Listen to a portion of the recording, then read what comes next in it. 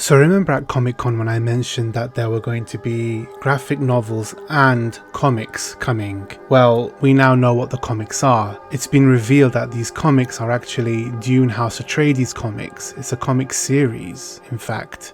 And it comes from Boom Studios. Back in May they announced that Boom Studios would be releasing House Atreides comics. The comics will be adapted from the Brian Herbert and Kevin J. Anderson House Atreides novels. I thought something like this would have been announced at Comic Con, but I'm not complaining about early Dune news. Now the premiere issue is landing on October the 21st of 2020, and it's going to be a 12-issue series illustrated by artist Dev Pramanik and Alex Guimaraes. The comics will be in partnership with Herbert Properties LLC, and it will be coordinated with Abrams Comic Arts, who are releasing the first of the 3 graphic novels of the original Dune. So these projects seem to be linked. Now, the main cover for the Dune House Atreides comic hasn't been revealed yet. That is by Jay Lee. But the variant cover has been revealed by Dan Mora, and I think it's a fantastic cover. It's beautiful artwork. You can see a Harkonnen looking ominously out over the city, which looks like Gadi Prime. It seems like this figure is Vladimir Harkonnen himself, with ornithopters in the air, and they look bird-like, very interesting looking ornithopters, almost primal, going back to what ornithopters really are, which are just flapping wings inspired by birds. It's a great visual as well. The colouring is superb, and the colouring is done by Alex. We get to see a young Vladimir Harkonnen.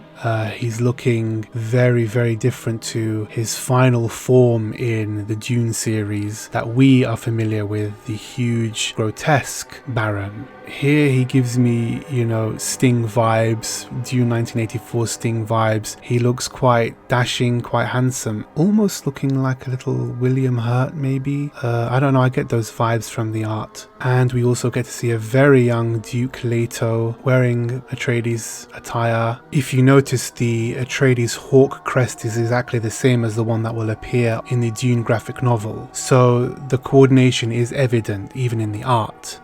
Of course, he has the features of Atreides, the hawk-like nose. He looks like Paul, in fact, in his youth.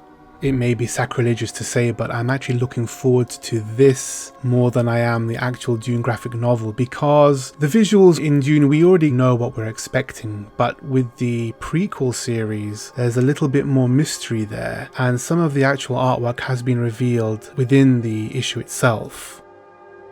They're attacking some facility, and it seems like some of these people have nose plugs. Again, nicely coloured.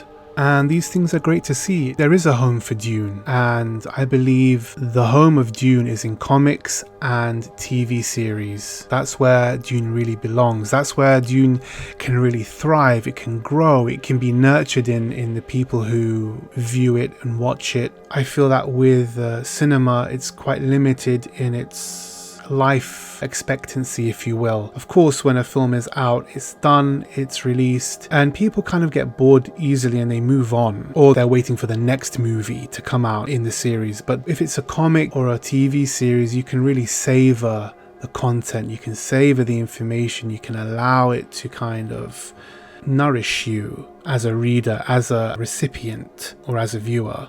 So it's great to see Dune comics. I hope we see more Dune comics coming out, because this is a 12-issue series. We have that to look forward to. The art looks great.